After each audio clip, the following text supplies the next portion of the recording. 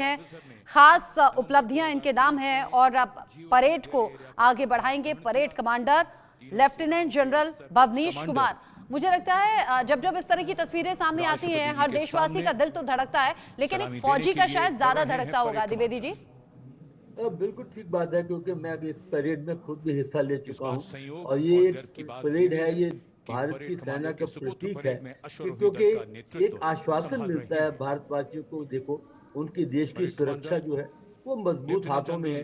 तो ये जो परेड कमांडर हैं, ये दिल्ली एरिया के जीओसी होते हैं और ये सबसे जो सीनियर ऑफिसर हैं दिल्ली एरिया के, वो कमांड करते हैं। और ये जो परेड की शुरुआत होती है वो एक परेड कमांडर के तौर पर पूरी परेड को जो है उसका नेतृत्व करते हैं। तो इसमें कुछ एक बातें जो अहम होती है कि एक तो जो देश की सेना है, अनुशासन है, उसकी सहनशीलता है, उसका प्रोफेशनलिज्म है, ये सारा अपने देशवासियों को यहाँ देखने को मिलता है, क्योंकि वो बॉर्डर पर तो नहीं देख सकते हैं अपनी फौज को, पर यहाँ परेड के दौरान वो देख सकते हैं। और देखेंगे इस परेड के अंदर एक तो अपने पैदल इन्फेंट्री के कॉलम्स हैं और उसके साथ साथ अपना पूरा इक्विपमेंट जो है, जो आधुनिक इक्विपमेंट है, उसकी भी प्रदर्शनी की जाती है।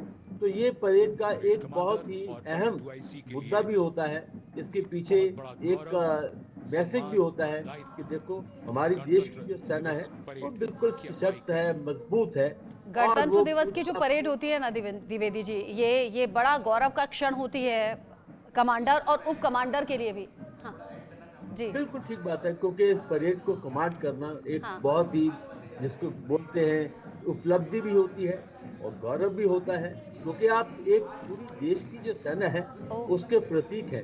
तो इसमें जो डिप्टी कमांडर होते हैं, वो डिप्टी चीफ होते हैं, तो पूरी परेड की जो एक झलक होती है वो एक देश की झलक होती है। और एक पूरी जो परेड होती है, ये तो बड़ा खास है कि पिता और पुत्र की जोड़ी एक साथ एक ग्राउंड पर नजर आएगी, एक परेड में नजर आएगी। यहाँ जैसे हमने कहा, परेड कमांडर, परेड उप कमांडर, और परेड कमांडर के लिए तो एक खास मौका है कि उनके खुद के बेटे भी यहाँ पर मौजूद रहने वाले हैं। और अब परेड की शुरुआत हो गई है।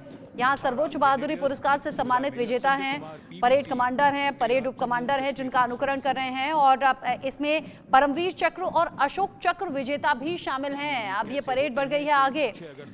परमवीर चक्र से सम्मानित हैं सूबेदार मेजर योगेंद्र सिंह यादव, असाधारण वीरता के लिए दिया जाता है। और ये साथ ही अशोक चक्र से सम्मानित विजेता हैं lieutenant colonel Jasram Singh, retired. Ashok Chakra से इन्हें सम्मानित किया गया है। जिस तरीके का शौर्य, जिस तरीके का साहस अपनी ड्यूटी के दौरान दिखाया जाता है, उसी के आधार पर यहाँ सम्मानित लोगों को बुलाकर उनके शौर्य की गाथा का बखान भी होता है। और यहाँ इससे बेहतर सम्मान कुछ हो नहीं सकता। परेड ग्राउंड पर मौजूद ये तस्वीरें बताने के लिए काफी हैं। और अब ये जो तस्वीरें आप देख रहे हैं, इंडोनेशिया की सैन्य एकेडमी का जनरल सुलिंग काका लोकानंता सैन्य बैंड है ये, जो यहाँ पर परफॉर्म कर रहा है। ये खास जो दल है, ये जो खास बैंड है, ये खास इंडोनेशिया से आया है। 190 सदस्यों का ये बैंड है। अनुशासन और गौरवशाली सैन्य परंपरा का प्रतीक है, जो यहाँ अपनी कला का बेहतर प्रदर्शन करते हुए सैन्य संगीत और महान मूल्यों का ये अनूठा कॉम्बिनेशन हम कह सकते हैं, जो एकेडमी की भावना और सम्मान को दर्शा रहा है। काका लोकानंता नाम का गहरा अर्थ भी है। काका का मतलब है संस्कृत से आया हुआ शब्द, जिसका अर्थ है तुरही, जबकि लोकानंता का अर्थ है स्वर्गिक ध्वनि, जो अभी कानों में सुनकर समझ में आ भी रही है। जी, आप कुछ कह रहे थे? ये परेड हम देखते हैं तो जहन में क्या वो गीत याद आता है, कदम कदम बढ़ाए जा, खुशी के गीत गाए जा, ये जिंदगी है कौम की, तू कौम पे लुटाए जा। तो देखिए, और साथ साथ ये तो परेड की बात हो गई, और ऊपर से जैसे हम वो एक अद्भुत पल याद आ जाता है जब तत्कालीन प्रधानमंत्री इंदिरा गांधी जी ने पूछा था राकेश शर्मा जी से कि आपको हिंदुस्तान अंतरिक्ष कैसा लग रहा है, तो उन्होंने बोला था सारे जहां से अच्छा हिंदुस्तान हमारा। तो वो तब स्कूल में पढ़ा करते थे, तो आज तक वो पल याद है। Indonesian National Armed Forces TNI showcased their discipline and national pride. 152 personnel from all branches of the TNI.